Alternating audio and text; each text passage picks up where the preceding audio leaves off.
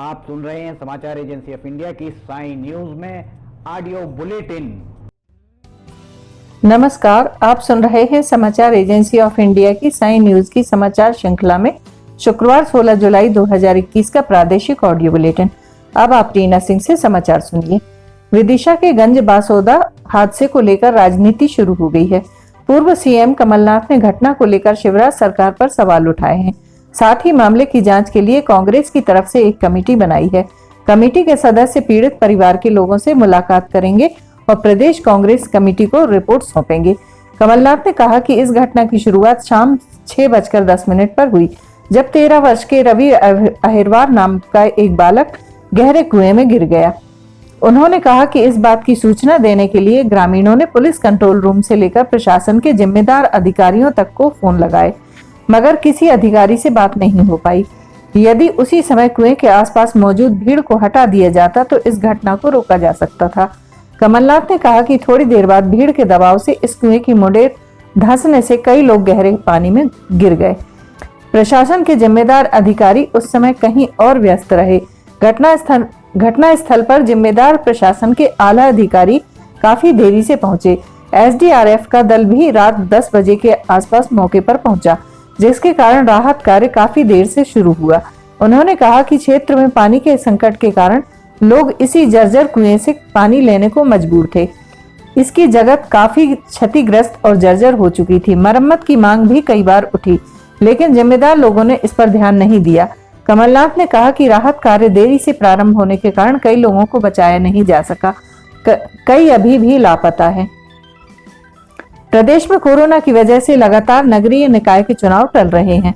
एक साल बाद अप्रैल 2021 में चुनाव कराने की तैयारी थी, लेकिन कोरोना की दूसरी लहर के कारण नहीं हुआ।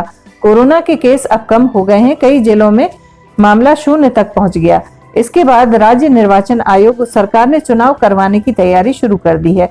साथ ही यह तय हो गया है कि एमपी में मेयर और अध्यक्ष का चुनाव अब पार्षद ही करेंगे। गुरुवार को राज्य निर्वाचन आयोग की हुई बैठक में इस बात के संकेत मिले हैं कि प्रदेश में 15 सितंबर के बाद चुनाव प्रक्रिया की शुरुआत हो जाएगी। आयोग ने कहा है कि प्रदेश में कोरोना की स्थिति अभी नियंत्रण में है। ऐसे में निकाय चुनाव कराया जा सकता है। वहीं आयोग ने संकेत दिए हैं कि पंचायत चुनाव से पहले नगरीय निकाय के चुनाव होंगे। चुनाव में 3 चरणों में कराए जा सकते हैं। राज्य में 407 नगरीय निकायों में से 347 निकाय ऐसे हैं जिनका कार्यकाल पिछले साल ही खत्म हो गया है। राज्य निर्वाचन आयोग के आयुक्त बसंत प्रताप सिंह ने आगामी आम निर्वाचन की तैयारियों के निर्देश दे दिए हैं। 347 निकायों में आयोग 2 चरणों में चुनाव करवाने की तैयारी कर रही है। पहले चरण में 155 और दूसरे चरण में 192 नगरीय निकायों में मतदान कराया जाएगा। मेयर और अध्यक्ष का निर्वाचन अप्रत्यक्ष प्रणाली से होगा। 347 नगरीय निकायों में सभी 16 नगर निगम शामिल हैं। कुल 19,955 मतदान केंद्र बनाए गए हैं। रेमडेसिविर इंजेक्शन की कालाबाजारी की जांच में जुटी एमपी पुलिस व एसआईटी ने इंजेक्शन के नकली रैपर बनाने वाले को रिमांड पर लिया है। बता दें कि नकली रैपर बनाने वाले गुजरात के आरोपी ने 2.25 लाख रुपए से ज्यादा की कीमत से 75,000 नकली रैपर बनाए थे। एमपी पुलिस उसे गुजरात से प्रोडक्शन रिमांड पर जबलपुर लाई है। अब उम्मीद है कि इस नकली इंजेक्शन मामले के दबे प्रकरण भी जल्द ही सामने आ जाएंगे। बता दें कि गुजरात से लाया गया ये नकली रैपर बनाने वाला नागेश नकली रेमडेसिविर इंजेक्शन मामले का 11वां आरोपी है। बताया जा रहा है कि इसने इंजेक्शन के लिए सबसे अहम पार्ट माना जा रहा हूबहू नकली रैपर तैयार किया। आरोपी ने 1,80,000 रुपए लेकर 70,000 से ज्यादा रैपर बनाए थे। गुजरात के मोरबी पुलिस ने महाराष्ट्र बॉर्डर से सटे दक्षिणी गुजरात के इंडस्ट्रियल एरिया वापी से नागेश को गिरफ्तार किया था। राजधानी के सबसे प्रमुख भोपाल रेलवे स्टेशन की सुरक्षा बढ़ा दी गई है। स्टेशन पर सिर्फ 2 प्रवेश द्वार से यात्रियों को प्रवेश दिया जा रहा है। यहीं से यात्री बाहर निकलते हैं। भोपाल स्टेशन पर 6 माह पूर्व तक यात्री कहीं से भी प्रवेश करते थे और बाहर निकलते थे। अब प्लेटफॉर्म 1 पर मुख्य द्वार और प्लेटफॉर्म 6 की तरफ मुख्य भवन में दूसरा प्रवेश है। दोनों द्वार पर सीसीटीवी कैमरे की संख्या बढ़ा दी है। प्रवेश करने और बाहर निकलने वालों पर नजर रखी जा रही है। असामाजिक तत्वों का प्रवेश रोकने के लिए प्रवेश द्वार सीमित किए गए हैं। वहीं सीसीटीवी कैमरों की संख्या बढ़ाई गई है। भोपाल सालों पुराना स्टेशन है। यहाँ से सामान्य दिनों में 130 से अधिक और कोरोना संक्रमण के कारण वर्तमान में 116 से अधिक ट्रेनें गुजरती हैं। शाम से लेकर रात तक यात्रियों का दबाव भी रहता है। असामाजिक तत्व इसका फायदा उठाकर ट्रेनों के अंदर प्रवेश कर लेते हैं, स्टेशन पर उत्पात मचाते हैं। पूर्व में बदमाशों के हथियार लेकर प्रवेश करने की घटनाएं सामने आ चुकी हैं। 3.5 साल पहले मार्च 2017 में तो कुछ आतंकी स्टेशन से गुजरने वाली भोपाल उज्जैन पैसेंजर ट्रेन में विस्फोटक रखने में कामयाब हो गए थे। ट्रेन सीहोर के काली पीपल पहुंची तो विस्फोट हो गया था। समाचारों के बीच में हम आपको यह जानकारी भी दे दें कि मौसम की अपडेट जानने के लिए समाचार एजेंसी ऑफ इंडिया के चैनल पर रोजाना अपलोड होने वाले वीडियो जरूर देखें। मौसम से संबंधित अपडेट मूलतः किसानों, निर्माण कार्य करने वालों आदि के लिए फायदेमंद साबित हो सकते हैं।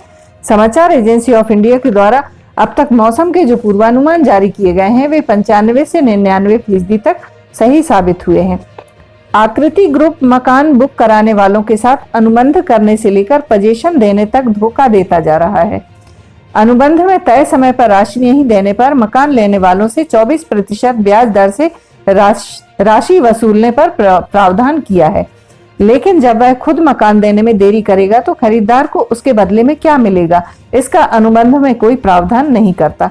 लोगों ने बैंक और साहूकारों से 9 से 15% ब्याज दर पर कर्ज लेकर आकृति ग्रुप को पूरी राशि दी, लेकिन प्रोजेक्ट 3 से 5 साल तक लेट होने से उन्हें मकान की किश्त भारी पड़ रही है।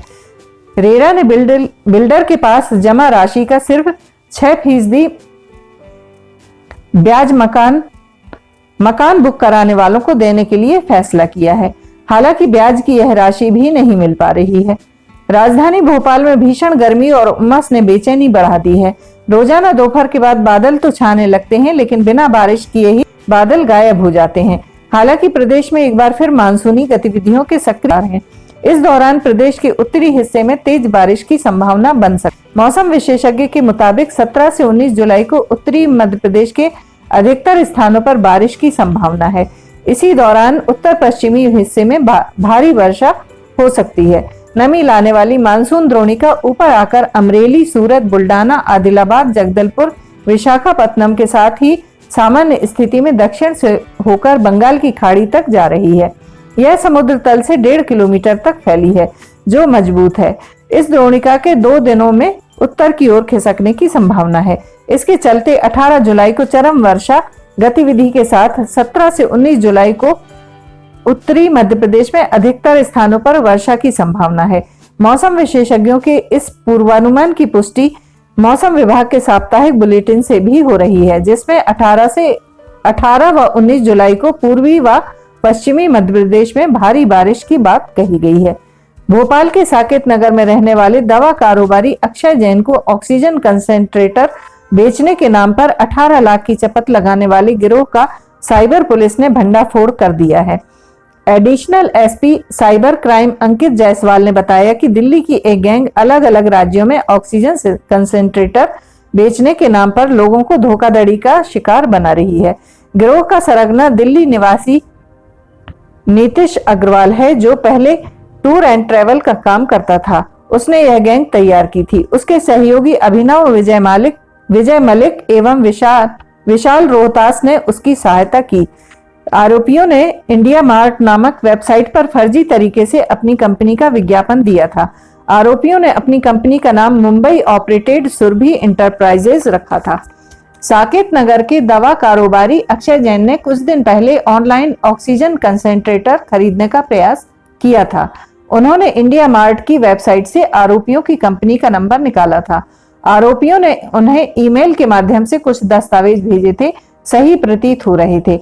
इसके बाद कारोबारी को अपना शिकार बनाकर आरोपियों ने लाखों रुपए की राशि ठग ली।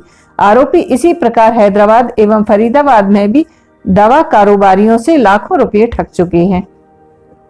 साइबर पुलिस ने बैंक खातों एवं एटीएम के जीपीएस लोकेशन के आधार पर आरोपियों की लोकेशन का पता लगाया।